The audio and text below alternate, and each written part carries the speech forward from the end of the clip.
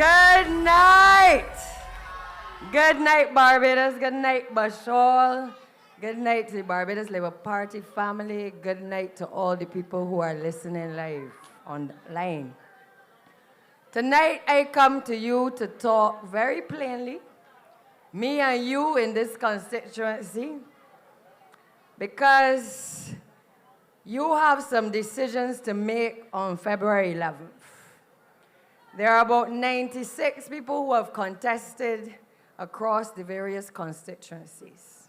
And I want you to listen to me very carefully. In some cases, you have 2. In some cases, you have 3 people on a ballot paper. In some cases, you have 4. And the public of Barbados is being asked to determine who they should elect to form the government of Barbados to take them forward after the 11th of February. Now, I come to tell you tonight that I can only imagine how difficult it is for some of you, because many of the people that appear on the ballot paper, many of you do not even know. Many of you do not even recognize them if they walk past here tonight. Perhaps the only one that is familiar to you is Jason Phillips, because he eats everything everywhere, wades about in water and potholes, and has mastered the art of social media. But many of you do not know who the people are that are running in your various constituencies. And tonight, I will not make fun of Fluffy. Others can do that. But I know that in St. Michael West, there's a young lady called Tyra Trotman who I believe has the fire in her belly. That when I see her mount the platform over the course of the last few weeks, I have seen the growth of a young lady from a social media post to a young lady who came in and registered as a member of the Barbados Labour Party, to somebody who has settled and is serious about the philosophy of the Barbados Labour Party. And many will tell you that when Tyra first came, and I told her this as well, that when she first came, I was one of the first to say, just like PM is saying, you got to watch, you got to give her the vote and watch you. My position was, you got to watch the young lady and see what she do. Do not judge her on the changing of sides, but rather on the basis of what she does when she gets here. And perhaps that is a philosophy that I have carried my entire life in politics. It is a philosophy that has been governed as well by the leader of this Barbados Labour Party, who has taught us to see people and to listen to people, and to not be so judgmental that you cannot be able to see the good in people as well and the ability of people to serve. And when I think about what Tyra Trotman went through, and certainly Michael as well, I recall sitting in my living room and watching the female members of the Democratic Labour Party, a woman by the name of Undine Whitaker, Miss Mapp, who used to sit in the Senate chamber and used to talk to me often at the dinner table. And I remember seeing Tyra Trotman as the then chair of the League of the Democrats, the Young Democrats, making the point when she was interviewed that how is it that these people, the Democratic Labour Party, could not stand by their constitution to allow her and others to come into George Street to vote, but that these same people would want to be able to come to the electorate to tell you that they will uphold a constitution of Barbados. And I knew then that that young lady, in her rage and her anger and her expressiveness, understood the principles and the philosophy upon which the Barbados Labour Party was built, which is a party that Sir Grantley Adams made sure that people that looked like you and me had the right to vote, that women in this country were enfranchised to be able to go and mark their X on the ballot paper. And that when she stood there as a young woman, seeing that people who had not only served in the bosom of the Democratic Labour Party, but that she who had been criticizing and was on the front line of holding this administration and dragging us against the coals, that she too was now facing a situation where she was being told she cannot come into George Street.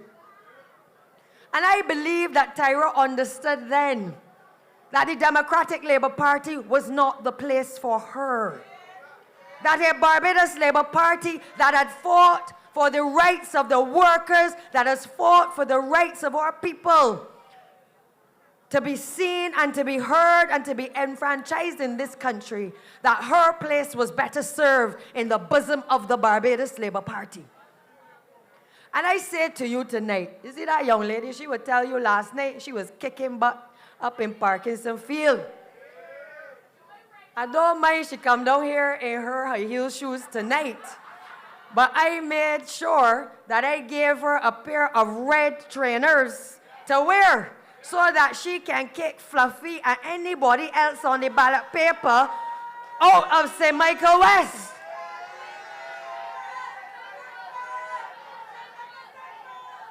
Because you guys tonight, you all have a serious thing ahead of you, people of Barbados.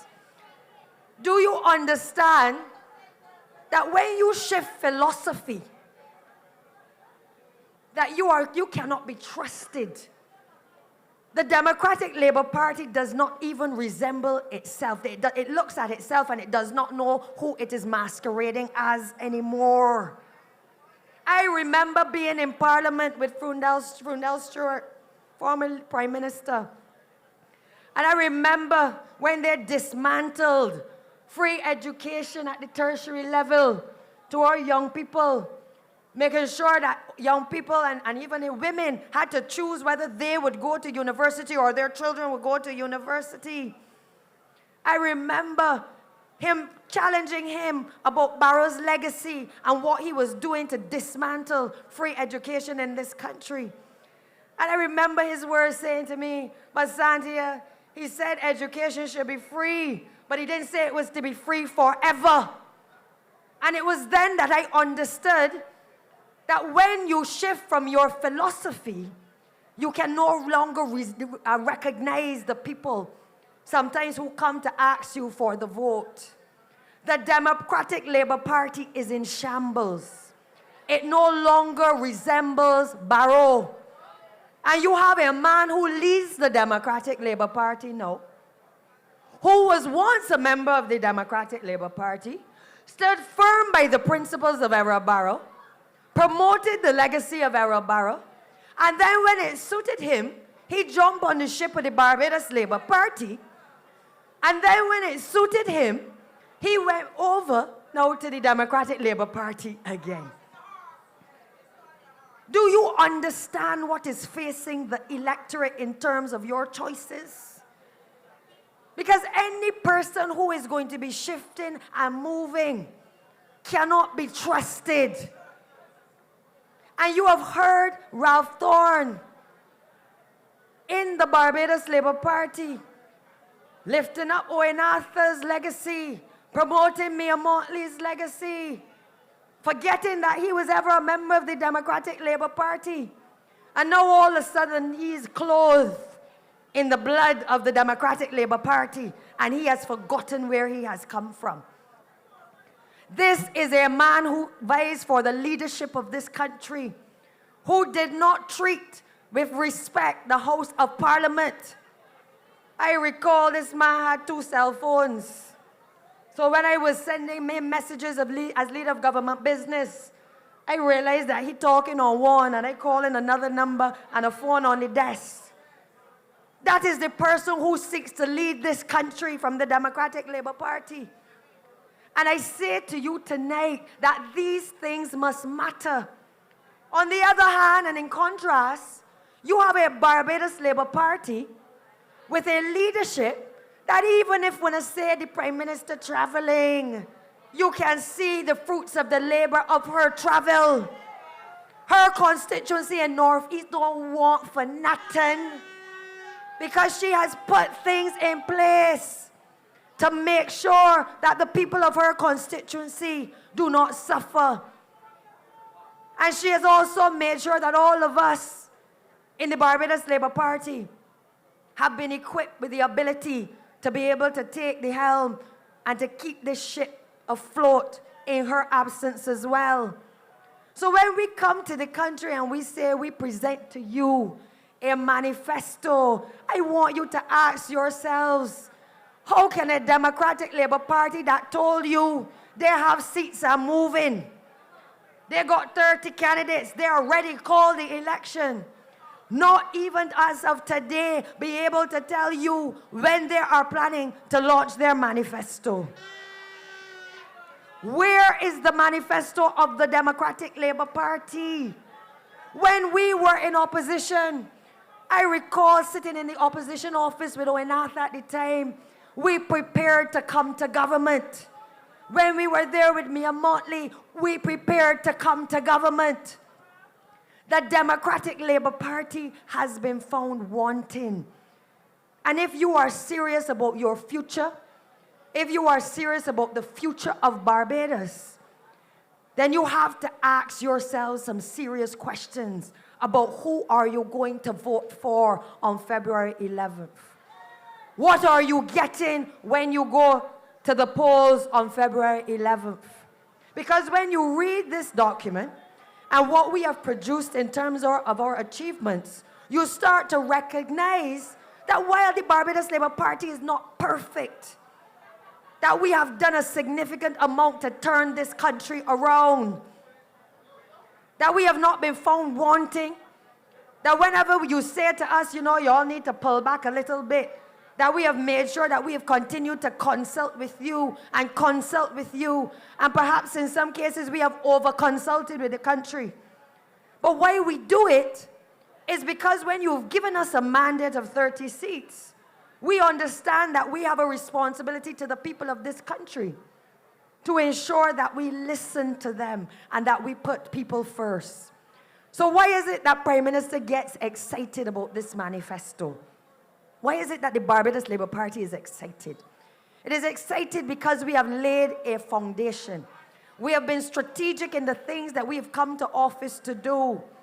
And we believe that now that we have the fiscal space to do more, that we are ready to take flight to build on the foundation that we have laid. So whether it is a case of putting solar lights across your communities, because all over St. Michael, the biggest cry, Tyra will have it, Davison will have it, all of the MPs will hear about it. Lighting across communities is sometimes one of the biggest issues. We were able as a government to make sure that we got solar lights to be able to start to improve the lighting across the country. And you heard me in Golden Square tell you, and it's not to tell you that we're planning to put lights on Highway 2A, but to tell you that we have already procured the lights, that we have seen the photographs of the lights having been manufactured, that the lights will be here in March of this year for installation in this country. Because the Barbados Labour Party has not waited for an election. The Barbados Labour Party recognized the things that we had to do to deliver to the people of this country.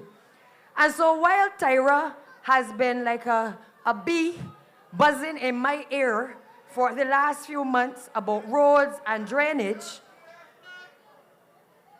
you know, this young lady never said to me once that she was going to be the next representative for this constituency. She got my number, and every morning I will wake up and I will see Tyra. And Tyra messaging me about a pothole. She messaging me about a burst pipe. I had to tell her, Ma'am, I am no longer the minister for BWA, but I will pass on your message to the Prime Minister and to Chantal. And we developed a relationship, not because she came to public life or to the Barbados Labour Party cocky, because if you know how it's the way when you're cocky. But she didn't come and she didn't approach me in that way, and that is why I have time for her. She came with the issues of the people, the issues of the day. She took the time to understand the challenges that sometimes we face. Because when you have the responsibility of dealing with 70% of your road network, being in a poor or bad condition prior to the elections in 2018, it means that everybody can't get everything that they want all at the same time.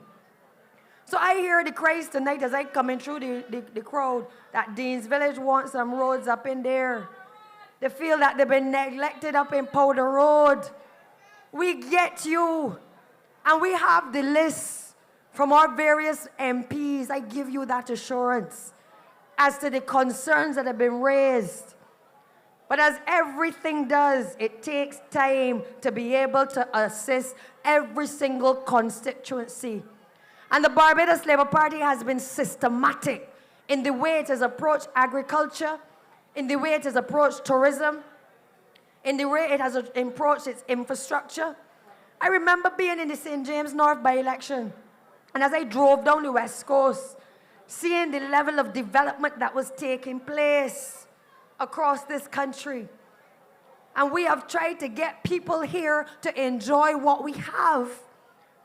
And Ian has worked tirelessly to make sure that we have been able to get the people to this country that can invest in this country, to make sure that we are in a position to allow it to filter down. I don't know, y'all showing me two hands, so I see 5 and 5. But we have been able to systematically address the issues to be able now, with this manifesto, to take off. So in 2026, you will see highways across the country being done. You're going to see roads that have been neglected, yes, being done. You're going to see equipment for the first time being deployed across the country in ways that we have never seen it. But you will also see our proposals that we've had on the table for a while for things like flyovers to make sure that we can ease the traffic congestion in the country. That we can make sure that areas like Highway 2A, that they are widened to allow the facilitation of traffic to be able to flow easily in the country. That is what the Barbados Labour Party has done. Because we understand how hard it is to stand in long lines in the terminals, in Bridgetown, in Spikestown, in Oistins, to wait for buses. I have been personally with Rommel, and we've walked the terminals and we've seen not only the conditions, but we've seen the challenges, people waiting for buses for long periods of time. And that is why the Labour Party, unlike the Democratic Labour Party, who bought no buses for an entire decade, determined that when we came to office, once we had the money, we would start the process of making sure that we brought the buses to Barbados. And tonight we have 121 buses, electric buses, in this country. I told you in Golden Square that those buses were to be registered today and tomorrow and in the course of February, not for no election, but because this administration has planned its business. And we want to be able to continue to build on what we have done. We have heard the concerns of the people, and we want to make the Transport Board and Transport Authority become a mass transit authority where it is better regulated in this country. So that the vans that you see in here, that the Tom Adams administration made sure was placed in the hands of our own people to already be able to operate in the public transportation sector. That our determination is that the workers first in Transport Board must become the shareholders of anything that we do in relation to public transportation, because that is the Barbados Labour Party way. The Democratic Labour Party will come and tell you that we are selling off the Transport Board, that we are selling it out to people. But that is the same Democratic Labour Party that can offer no vision to you in relation to what is to happen in relation to public transportation.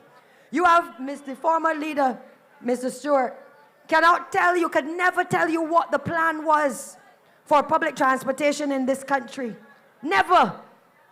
And that is why they didn't buy the buses, to be able to allow you to be able to do your commute in a reliable and an efficient way.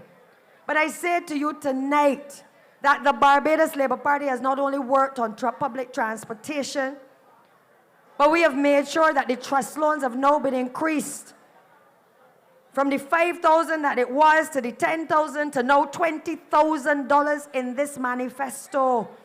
Because if we do not risk on the people of this country, we have determined that nobody else will. And we believe in investing in the people of Barbados.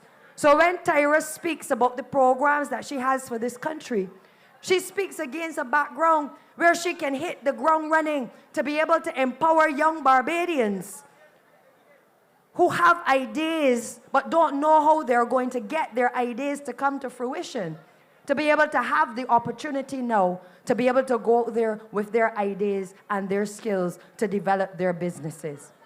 So tonight, Bradshaw and Barbados, February 11th is your day to make a determination of your future. I am asking you tonight for your support for all of the Barbados Labour Party candidates. I know you don't know who runs against the Honourable Prime Minister, because it doesn't matter who runs against the Honourable Prime Minister. It doesn't matter. Prime Minister Motley has represented her people not only in her constituency, but her heart is for the people of this country. And I am proud to have a leader that continues to put the people first, that has had a vision for this country that is second to none, and is prepared to put her money where her mouth is and to be able to execute. St. Michael West, again, give us the vote. St. Michael Central, all of St. Michael East, all of St. Michael Southeast, give us the vote and wash us. Go on. God bless.